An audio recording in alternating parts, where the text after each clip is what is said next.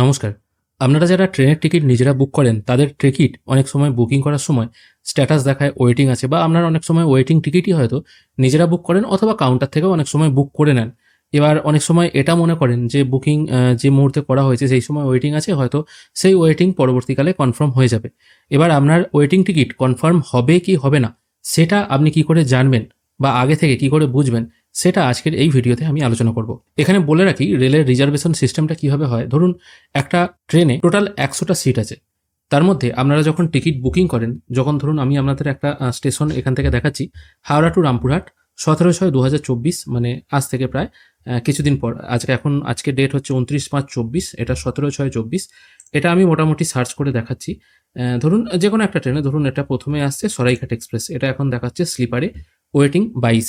তার মানে এটা নয় যে আপনারা অনেকে মনে করেন একটা ট্রেনে টোটাল যা সিট থাকে সেই সিট যখন ফিল হয়ে যায় তারপরেই ওয়েটিং টিকিট শুরু হয়। এটা কিন্তু আপনাদের সম্পূর্ণ ভুল ধারণা। একটা ট্রেনে যদি 100টা সিট থাকে, 100টা সিটের মধ্যে 50টা সিট রেলওয়ে আলাদা করে রাখে, মানে নিজেরা সংরক্ষণ করে, বাকি 50টা সিটের ওপর টিকিট অ্যাভেলেবেল করে অনেকদিন আগে থেকে। যখন 50টা সিট বা 50% সিট, মানে আপনাদের বোঝানোর জন্য বলছি, 50% সিট যখন বুক হয়ে যায় 100%, তখন তারপর থেকে ওয়েটিং 1, ওয়েটিং 2 এইভাবে শুরু হয়। ওয়েটিং 22 মানে রেলওয়ের যে টোটাল সিট আছে বা সরাইঘাট এক্সপ্রেসের যে টোটাল স্লিপার ক্লাস আছে সব যে ফিল হয়ে গেছে তারপর 22 ওয়েটিং হয়ে গেছে, তা কিন্তু নয়। রেলের কাছে এখনও মোটামুটি 40 থেকে 50% সিট কিন্তু আলাদা করে রাখা আছে। তাহলে সেই সিটগুলো কখন দেয়? কারণ তৎকালের সময় তো মাত্র 100টা সিট দেয়। বাদবাকি সিটগুলো তাহলে কোথায় থাকে?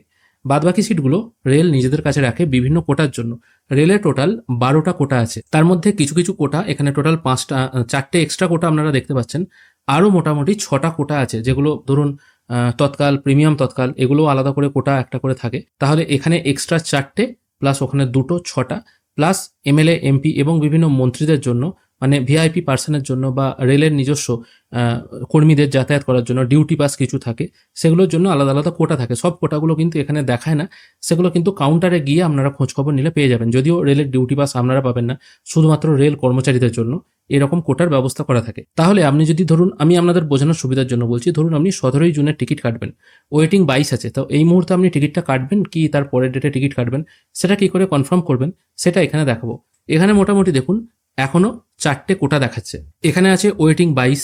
তো ওয়েটিং 22 বলতে একটা মেথড হচ্ছে, যদি আপনার আগের 22 জন টিকিট কোনো কারণে ক্যান্সেল করে তাহলে আপনার টিকিট কনফার্ম হবে। এটা হলো একদম সহজ সাদাসিধে মেথড। আর সেকেন্ড মেথড হচ্ছে, আপনি বুঝবেন কি করে যে আপনার সিট কনফার্ম হবে কিনা, সেটা বোঝার জন্য এখানে দেখুন আরও যে 4টে কোটা দেখাচ্ছে, সেই কোটাগুলোয় আমি সার্চ করে করে দেখব। যেমন ধরুন নর্মালি একটা হয় লেডিস কোটা, শুধুমাত্র মহিলাদের জন্য। এটা কিন্তু বহু মানুষই জানেন না, বা যারা নিজেরাও টিকিট কাটে তারা কিন্তু লেডিস কোটা বলে আলাদা কোটা হয় এটা কিন্তু অনেকেই জানেন না। কাউন্টারে গিয়েও আপনারা নর্মাল টিকিট কেটে নেন, সেক্ষেত্রে যদি ওয়েটিং টিকিট হয় ওয়েটিং টিকিটটাই আপনারা হয়তো নিয়ে নেন।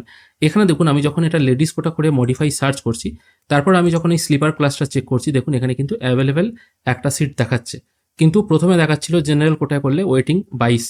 আবার আমি এটাকে চেঞ্জ করে লোয়ার বার্থ সিনিয়র সিটিজেন এটা করে যখন আমি সার্চ করছি, এখানে সার্চ করার সঙ্গে সঙ্গে দেখুন এখানে কিন্তু অ্যাভেলেবেল 7টা সিট দেখাচ্ছে। তার মানে কোনো সিনিয়র সিটিজেন মানুষ, 60 বছরের ঊর্ধ্বে কোনো ব্যক্তি, তার অবশ্যই যেন আই কার্ড থাকে, এরকম কোনো মানুষ যদি এই ট্রেনে যাত্রা করতে চান তাহলে কিন্তু তার সিট এখানে অ্যাভেলেবেল হয়ে যাচ্ছে। এবার যারা সিনিয়র সিটিজেন মানুষ আছেন, খুব নর্মালি যারা খুব বয়স্ক মানুষ আছেন, তারা নিশ্চয়ই একা যাবেন না, তাদের সাথে ফ্যামিলি থাকবে।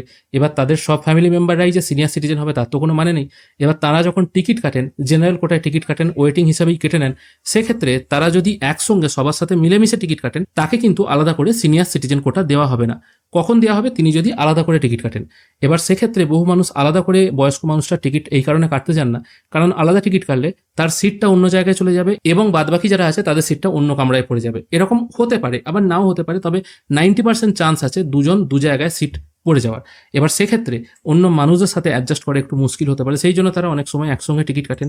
আবার এখানে একটা কোটা আছে পার্সন উইথ ডিসেবিলিটি, মানে প্রতিবন্ধী মানুষদের জন্য আলাদা করে এখানে কিছু কোটা দেওয়া থাকে। দেখুন এখানেও কিন্তু 2টো সিট আছে, কিন্তু টোটাল সার্বিক জেনারেল সিট এখানে দেখাচ্ছে ওয়েটিং 22।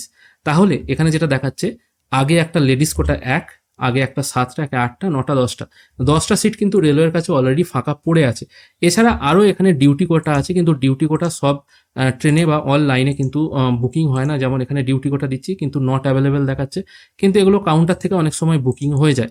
এছাড়া আরও টুকটাক অনেক ভিআইপি পাস থাকে, সেগুলো যখন ফুলফিল না হয় তখন কিন্তু সিটগুলো অ্যালট করে দেওয়া হয়। তবে এক্ষেত্রে দেখা যাচ্ছে, এক্ষেত্রে জেনারেল ওয়েটিং 22, এক্ষেত্রে আপনি যদি সিট বুকিং করেন এবং ট্রেন ছাড়া 24 ঘন্টা, মোটামুটি 24 ঘন্টাই ধরে রাখুন, 24 ঘন্টা আগে অবধি যে কোটাগুলো আমি দেখালাম সেগুলো যদি সিট অতটা পরিমাণই ফাঁকা থাকে, তাহলে কিন্তু আপনার ওয়েটিং টিকিট বুকিং হয়ে যাওয়ার সম্ভাবনার চান্স অনেকটা বেশি। আরও কখন আপনার সম্ভাবনাটা বেশি হয়ে যাবে, যদি দেখা যায় আপনার, দেখুন এবার আপনি 17 তারিখ মানে কিছুদিন আগের টিকিট কাটছেন, মানে অটোমেটিক কিছু ক্যান্সেল হয়ে হয়ে আসবে। হয়তো ট্রেন ছাড়া 24 ঘন্টা বা 48 ঘন্টা আগে আপনার স্ট্যাটাস হয়তো দেখাচ্ছে ওয়েটিং 10।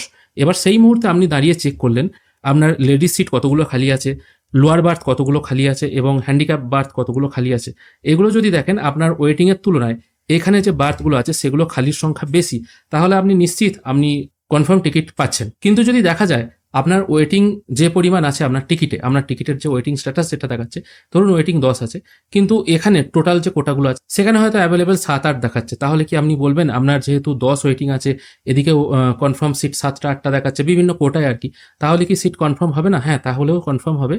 এবার সবসময় তো সব ট্রেনে ভিআইপি প্যাসেঞ্জাররা যাত্রা করেন না, তাদের জন্য বা স্পেশাল পাসে সবাই সবসময় তো সবাই যান না আর কি, গেলেও হয়তো একজন কি দুজন যান বা জানি না, সেক্ষেত্রে সেই সিটগুলো ফাঁকা পড়ে থাকে। সেই জন্য আপনারা খেয়াল করে দেখবেন আপনাদের টিকিট হয়তো ওয়েটিং আছে, কিন্তু ট্রেন ছাড়া 24 ঘন্টা বা যখন চার্ট তৈরি হয় আর কি, হঠাৎ করে দেখবেন ওয়েটিং টিকিট হঠাৎ করে কনফার্ম হয়ে গেল। কিন্তু আবার অনেক সময় ওয়েটিং টিকিট কনফার্ম হয় না, ধরুন সিজনের টিকিট, ধরুন আপনি যখন দুর্গাপুজোর শেষের দিকে বা দুর্গাপুজোর যখন ছুটি থাকে, সেই সময় বহু মানুষ পুরী বেড়াতে যান, তখন মোটামুটি 3 থেকে 4 মাস আগেও কিন্তু ওয়েটিং টিকিটেরই সন্ধান মেলে। তখন যদি আপনি মনে করেন ওয়েটিং টিকিট কেটে রাখবো, সেক্ষেত্রে ক্যান্সেল হওয়ার সম্ভাবনা খুবই কম, কারণ সেটা হচ্ছে সিজন।